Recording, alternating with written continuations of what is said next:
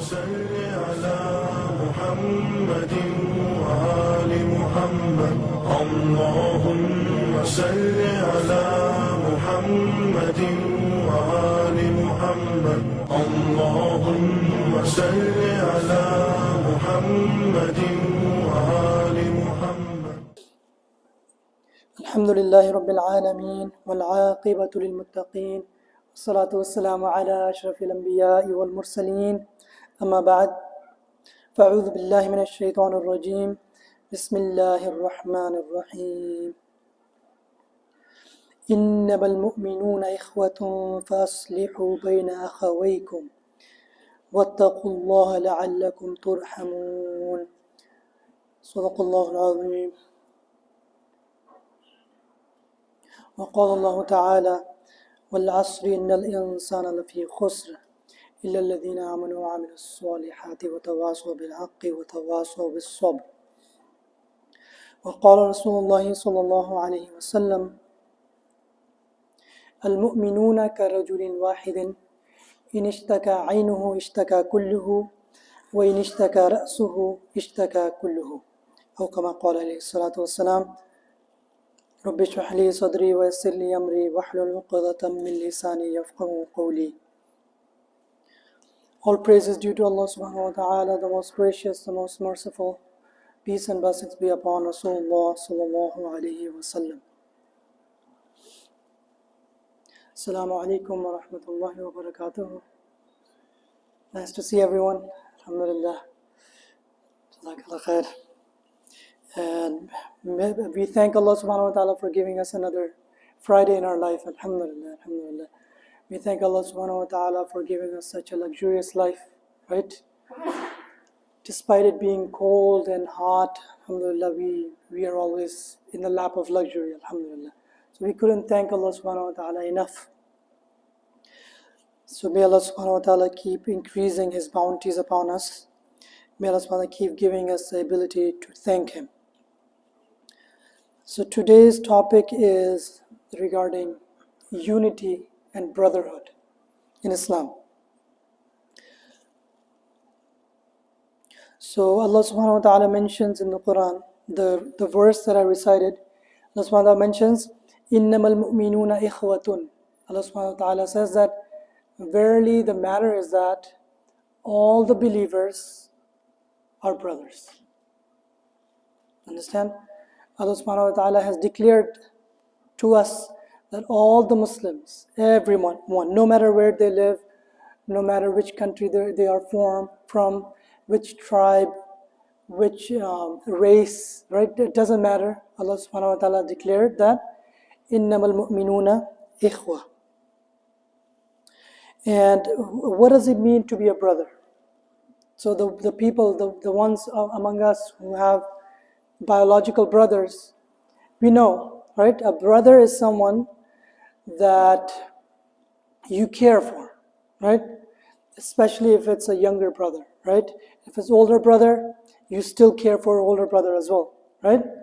And a brother is someone who you protect, right? You make sure no harm comes their way, right? And you're always on the lookout. You're always on the lookout that something might harm my brother. If you see someone remotely coming close to your brother, you quickly come in front. You have to go through me, right? You have to go through me to get to my brother, right? So that's what we understand of a brother, right? And if a brother needs something, we're always there, first one to fulfill the need, right? We might not even sometimes fulfill the need for our family, like our own kids, but we fulfill the need of the brother, right? So brother is that kind of relationship, right? Brotherhood. So Allah subhanahu wa ta'ala is telling us that anyone who's a Muslim, regardless, anyone who said the kalima and brought iman, he is that brother for you. He has that, automatically he has that relationship for you, automatically. Just by being a Muslim, everyone is brothers. So basically Allah subhanahu wa ta'ala has He has put all the Muslims together and He has made like a fraternity. You're all one. You're all brothers. You're all the same. Right? In another hadith, Rasulullah sallallahu alaihi wasallam mentions the same thing. Rasulullah mentions al-Muslimu akhul Muslim. A Muslim is the brother of another Muslim. So from there, we also get the same meaning, right? So Allah subhanahu wa ta'ala mentioned in the Quran, and then Rasulullah sallallahu alaihi wasallam is telling us from the hadith that a Muslim akhul Muslim. Muslim is brother of another Muslim. And in another hadith, Rasulullah sallallahu alaihi wasallam, he says, Al-mu'minuna karajulin wahidin. Rasulullah sallallahu alaihi wasallam in this hadith, he's unifying us even more. So some says that Al-mu'minuna karajulin wahidin, the entire Muslim ummah is like a single man. Is like a single man. Karajulin wahid, just one man. Entire Muslim ummah. So all of these things tell us that no matter our differences, we're all brothers. We're all brothers, right? So as brothers, we should treat each other like brothers, right? So every time you want to figure out what is the right and a duty of a brother, you just think of how you would treat your own biological brother, right? So now apply all of those things to your Muslim brothers. Understand? So Allah subhanahu wa ta'ala, when He mentions al-mu'minuna, innamal mu'minuna ikhwatun, then He is mentioning what we should do after that. Okay? And all the ahadith I mentioned, where Rasulullah sallallahu alaihi wasallam is telling us that you are brothers and you are like one body, Rasulullah sallallahu alaihi wasallam also tells us what to do after that. Okay? So we'll explore some of them inshallah now. So as Muslims, what should we do? As brothers, what should we do? And then what does it take? What could we do? So take some steps that would actually increase our love. Could we take some steps that would increase our brotherhood, right? Our unity. So all of those things are mentioned in the hadith. So inshallah we'll explore them, some of them right now inshallah. So the first one Rasulullah sallallahu alaihi wasallam mentions that you cannot attain the peak of Iman, the perfection of Iman, until you love each other. Understand? So it mentions that you cannot become the perfect mu'min until you love each other. So we could be praying, we could be fasting, everything at home, alone. But if we don't have love for a Muslim brother, another Muslim brother, right? There's no affection, then that Iman is weak, kamzor, right? The Iman has still room for growth, right? It's not reached the perfection. So then Rasulullah sallallahu alaihi wasallam, he says that, right afterwards he says to the Sahaba, that should I not tell you something that if you do that, it will increase your love among each other. Understand? Rasulullah is asking the Sahaba, should I tell you some things that if you do that, it would increase your love? So then, what did the Sahaba say? Of course, yes, Ya Rasulullah, definitely tell us, right? So should I tell you guys that same thing as well? Inshallah. So you guys must have heard of this hadith as well. So Rasulullah sallallahu alaihi wasallam mentions that you spread salam. Afshu salama bainakum. You spread salam among each other, right? And this is a very simple task. However, a lot of people are lacking behind that. What do I mean by lacking? I mean by lacking is that we only say salam to the people we know. Right? How many times do we say salam to strangers? Or Muslims that we know who are Muslims, but we don't know them personally, so therefore we ignore them. Right? We ignore them and they ignore us, and then that brotherhood is never established. Right? So Susan is telling us that the initial stage, the first step to establish a connection with someone is by saying salam. And we all know that salam itself is a dua, right? When you say salam to someone, you're making dua for their peace. You're making dua to Allah subhanahu wa ta'ala, put your peace and blessings upon this person, right?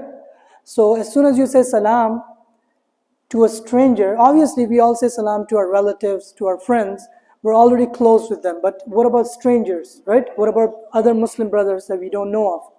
So we say salam to them. As soon as we say salam, it breaks the ice. Now you can talk about other things, right? If you never said salam, you're a stranger.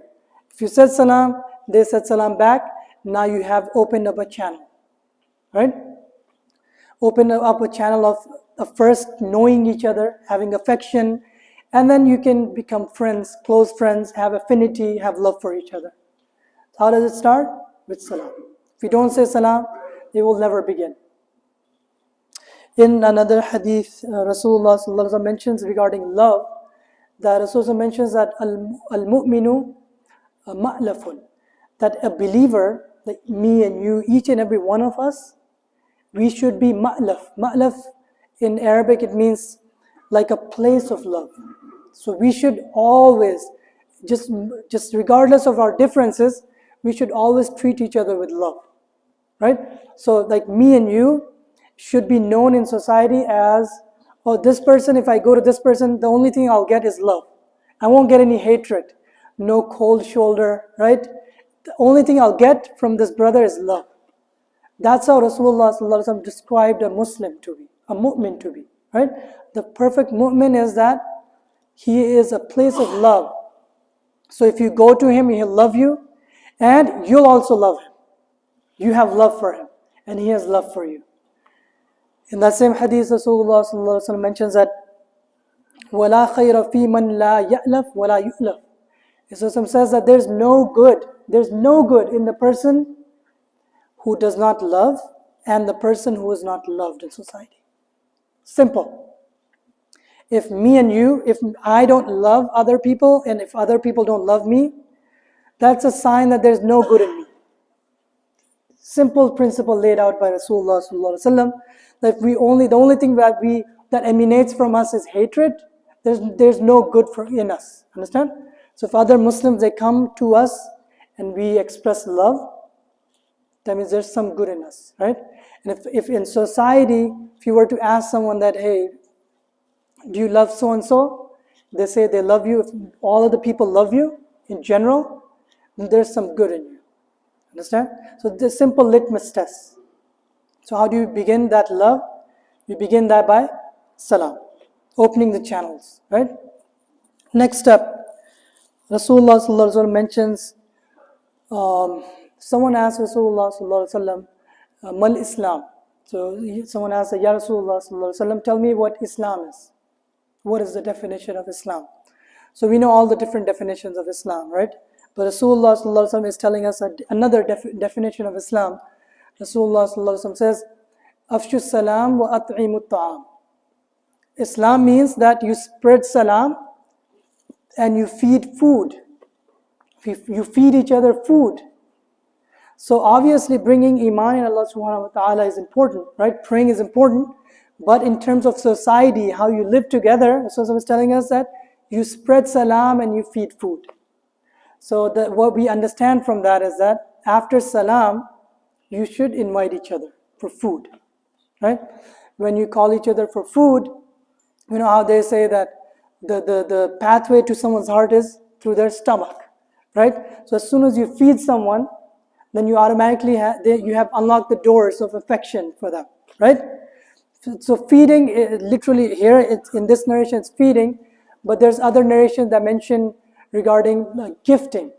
So anytime you give something to someone, any gift, or you feed them food, you do something, some ihsan upon someone, right? Something good, then automatically they become yours. Al-insanu abdul ihsan.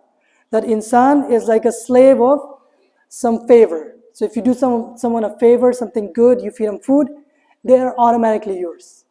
Understand? So first step is salam. The second step is you feed them food, give them gifts. So once we all do that, start doing that to each other. And also this is a recipe. If someone has animosity towards you, maybe you got in a fight with a brother, instead of saying sorry and giving excuses, that works maybe, but you just gift him. So give him a gift. That gift will automatically melt the heart, right? That gift will maybe remove some animosity. Then it will open up the channel. So, salam, food, and gifting. That will increase love for each other.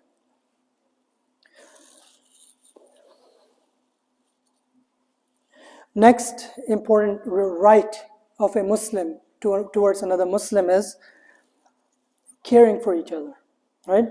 So if we are saying salam, we're being nice, but if we truly don't have care, then what kind of Muslims are we, right?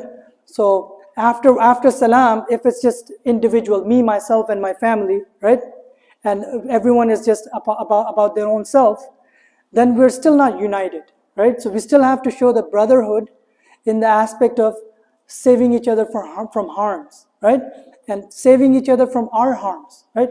We all have good and bad, right? Everyone has shar, everyone has khair. Khair and shar is built into us, right?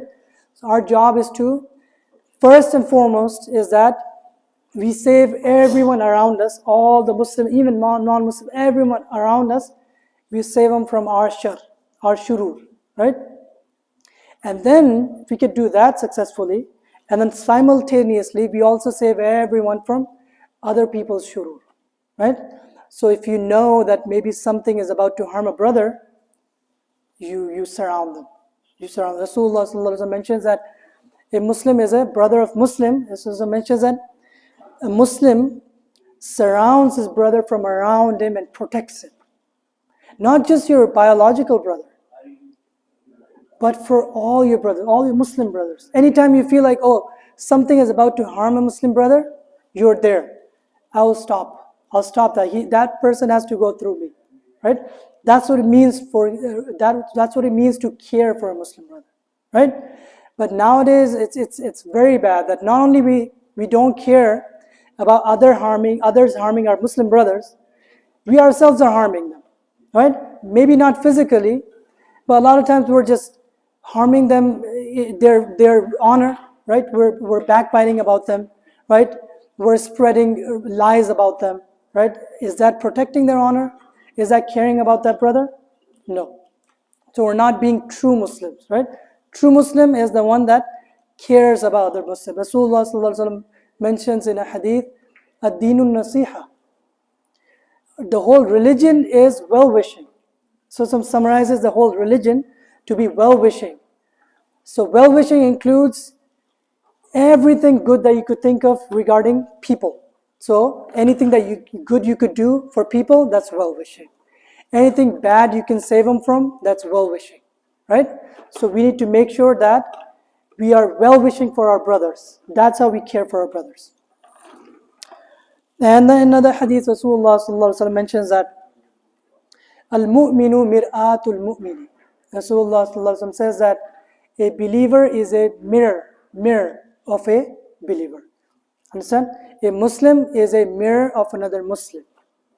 So now the muhaddithun, they explain this hadith in two different manners. Okay, so when you look at the mirror, what does a mirror tell you? Your reflection, and then it tells you your shortcomings, right? Maybe there's something going on here, right? So you fix that, right? Mirror tells you your shortcomings, right? But mirror also does not tell other people your shortcoming, right? So mirror tells you your shortcomings, but not other people, right? So similarly, a Muslim is supposed to be a mirror for another Muslim.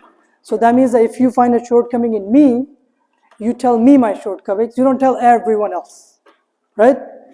If you find a shortcoming in a believer, first of all, it's your right. It's your duty to tell them their shortcoming, right? Because you're a brother, right? If you think that thing is going to harm their dunya and hereafter, you should let them know, right? Now there's a way of letting them know. You cannot go stand up right here in the middle of the member and just announce it to everyone. Brother, you have this shortcoming. Is that really telling them their shortcoming, or is that humiliating them? It's humiliating them, right? So the best way of telling the shortcoming is that you take them in private and you tell them their shortcoming. Then you're truly becoming a brother, their mirror, right? If you ignore it, you're not being a mirror. If you tell them in public, you're humiliating them, you're also not being a mirror. So the first thing that you do is you tell them in private, and the second thing you also must do is make dua. So that's how we truly care for a Muslim brother. If you find out that they're in some difficulty, you make dua to Allah subhanahu wa ta'ala. If you find out any shortcoming, you tell them, and then you make dua to Allah subhanahu wa ta'ala. this Muslim brother, he has this habit or this shortcoming, Ya Allah subhanahu wa ta'ala help him fix it. So then we're truly becoming a mirror for another Muslim. Another meaning is that we become so good in being a Muslim, we become such a good Muslim, the other Muslims, they look at us and they get inspired to be like us.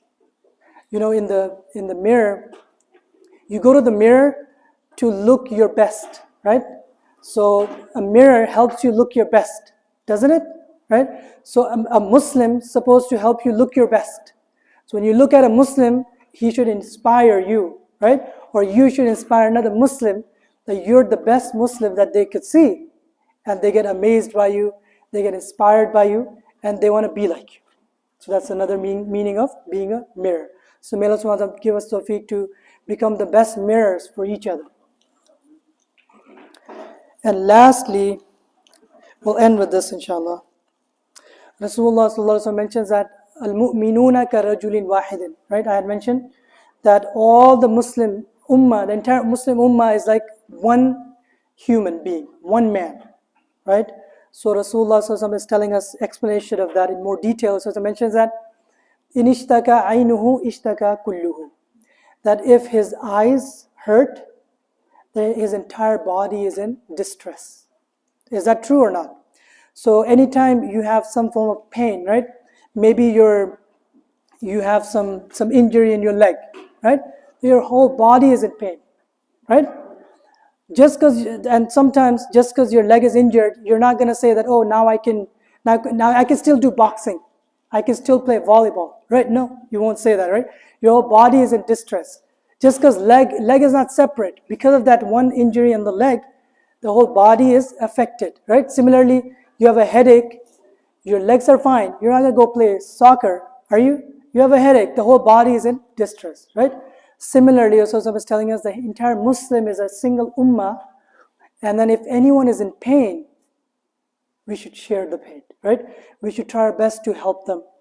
If they're part in a remote place in the other side of the globe, we should try to send aid and assistance, right?